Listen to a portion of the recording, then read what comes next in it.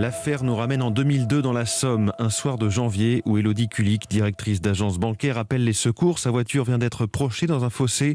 Les pompiers entendent ses cris quand plusieurs hommes l'enlèvent. Son corps sera retrouvé 2 jours plus tard, en partie brûlé. Des années après, on identifiera un homme par son ADN, mais il était mort entre-temps dans un accident de voiture. Le procès en appel qui s'ouvre aujourd'hui est celui d'un possible complice, Willy Bardon. Plusieurs témoins affirment reconnaître sa voix sur l'enregistrement du coup de téléphone.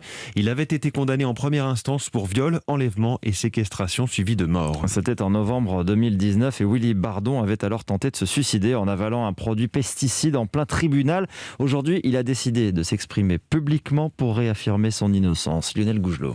Willy Bardon affirme que s'il a tenté de se suicider à l'énoncé du premier verdict, c'est parce qu'il ne supportait pas d'être accusé d'un crime qu'il assure ne pas avoir commis. 1 an et demi après, il dit avoir retrouvé la force de combattre pour clamer son innocence et tenter de démontrer qu'il n'a pas participé au viol et au meurtre d'Élodie Kulik. On me reproche des faits que j'ai jamais participé. Comme je dis toujours, j'ai rien à voir là-dedans. Aujourd'hui, je suis prêt à parler pour expliquer que c'est pas moi, tout simplement. Et de faire voir aux gens que tout ce qui m'a été reproché, c'est faux. Pourtant, plusieurs témoins ont formellement reconnu sa voix au milieu des hurlements d'Élodie dans l'enregistrement de l'appel aux pompiers qu'elle avait passé quelques secondes avant son agression. Alors, la protestation d'innocence de Bardon ne fait pas douter Jackie Kulik, le papa d'Élodie. Bon, personne n'est dupe.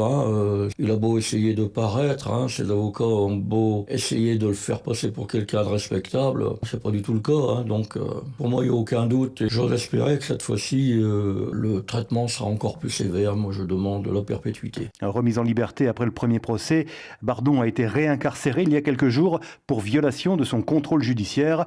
Il avait contacté l'un des témoins au procès. Lille, Lionel Gougelot, Europe 1.